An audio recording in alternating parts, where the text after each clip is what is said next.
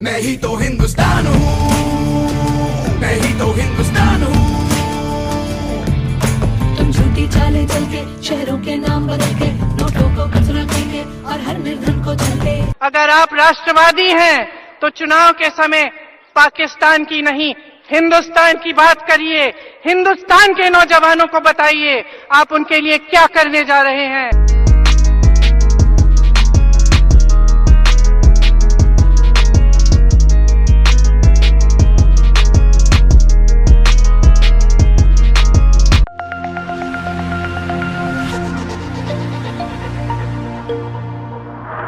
सुस्वागतम। मैं हूं आशुतोष और आप मेरे साथ देख रहे हैं नेशनल कवरेज के डिजिटल प्लेटफॉर्म पर द पॉलिटिकल कॉरिडोर्स में बिहाइंड द कर्टेन।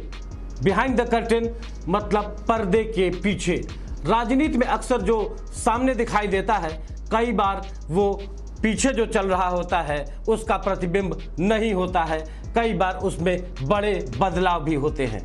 इस बार के जो लोकसभा के चुनाव हो रहे हैं, 545 सीटों के लिए अगर कहा जाए तो सबसे हॉट सीट पूरे हिंदुस्तान की बनारस की सीट है, यानी बाबा विश्वनाथ के नगरी की सीट है, जहां से प्रधानमंत्री नरेंद्र मोदी बर वक्त आज की तारीख में सांसद हैं। और आने वाला 2019 का जो चुनाव है, निश्चित रूप से बनारस पर पूरे देश की नजरें रहेंगी, चूंकि प्रधानमंत्री ने हमेशा से बनारस को एक अलग स्टेटस दिया है। बार बार वो बनारस आते रहे हैं। बनारस को सौगातों का सिलसिला भी लगातार मिलता रहा है।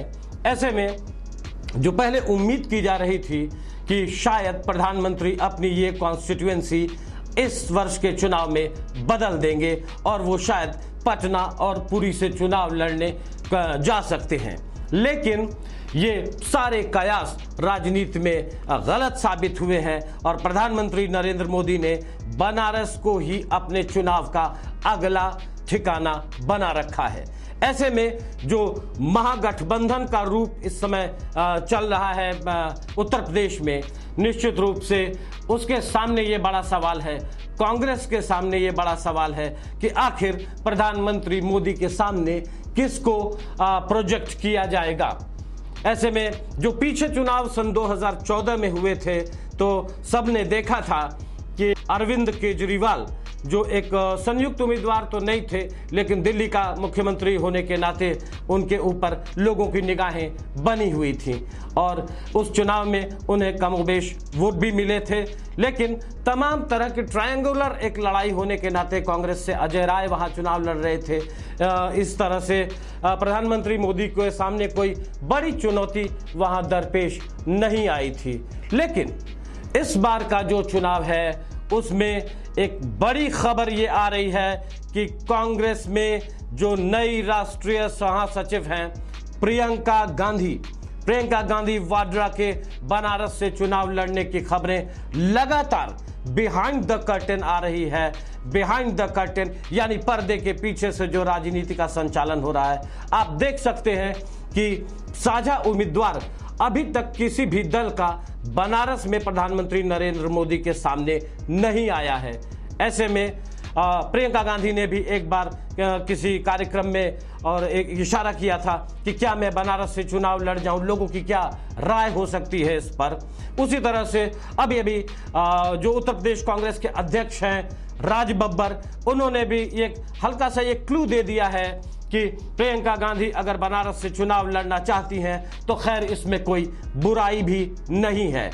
लेकिन ऐसे में ये सियासी समीकरण किस तरह का हो जाएगा, जरा इस पर एक अंदाजा लगाने की आप कोशिश कीजिए कि जब समाजवादी पार्टी का कोई उम्मीदवार होगा नहीं, बहुजन समाज पार्टी की तरफ से कोई चुनौती होगी नहीं और सीपीआई और ढेर सारे तमाम जो दल हैं उनकी तरफ से कोई खास चुनौती जब नहीं होगी, तो प्रियंका गांधी किस तरह का बड़ा उलटफेर बनारस में कर सकती हैं।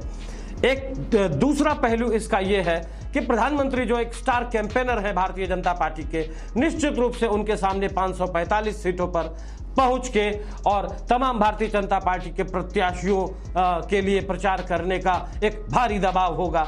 ऐसे में अगर साझा उम्मीदवार के तौर पर प्रियंका गांधी बनारस से चुनाव लड़ने मैदान में उतर जाती है तो निश्चित रूप से प्रधानमंत्री नरेंद्र मोदी के राजनीतिक जीवन की ये सबसे बड़ी सियासी जो कह सकते हैं कि एक मुश्किल दौर का सामना करना होगा, वो प्रधानमंत्री नरेंद्र मोदी को बनारस में इस बार करना पड़ सकता है।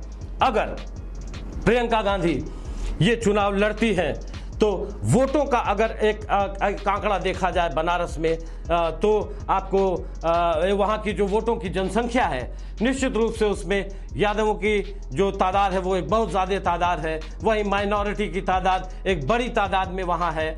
और बनारस में कांग्रेस की भी अपनी एक वजूद है, क्योंकि सन 2004 में बनारस से तमाम विपरीत परिस्थितियों के बावजूद राजेश मिश्रा वहाँ से सांसद चुने गए थे और पार्लियामेंट में उन्होंने बनारस की नुमाइंदगी की थी। उसके पहले बनारस का ये इतिहास रहा है कि श्यामलाल यादव के तौर पर, पंडित कमलापत त्रिपाठी के तौर पर और तमाम बड़े नेताओं के तौर पर कांग्रेस हमेशा अपनी नुमाइंदगी दर्ज कराती रही है बनारस में। ऐसे में अगर प्रियंका गांधी गंगा के किनारे, जो अभी उन्होंने एक यात्रा भी इलाहाबाद से गंगा तक की थी जिसे बोट यात्रा का नाम दिया गया था, उसको बढ़िया और अपार जन समर्थन मिला था। ऐसे में अगर प्रधानमंत्री नरेंद्र मोदी के सामने कांग्रेस का ये चेहरा चुनाव लड़ने उतरता है तो ये देश के उन दिलचस्प चुनावी जंगों के तौर पर देखी जाएगी जैसा कि एक बार राजीव गांधी के सामने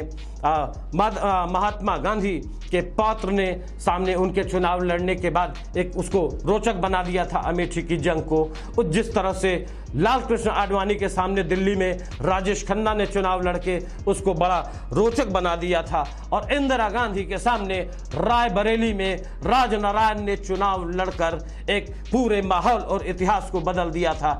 ऐसे में अगर ये देखा जाए कि प्रियंका गांधी वाड्रा अगर बनारस से चुनाव लड़ती है तो मोदी के लिए मुश्किल दौर का सामना करना पड़ सकता है, और अगर कहीं बड़ा उलटफेर होता है तो माना जा सकता है कि भारतीय जनता पार्टी को अपने सियासी कैरियर की सबसे बड़ी चोट पहुंच सकती है। नेशनल कवरेज के पॉलिटिकल कॉरिडोर्स में हम आपको बिहाइंड द कर्टेन्स ऐसी कहानियों से लगातार रूबरू कराते रहेंगे। देखते रहिए नेशनल कवरेज।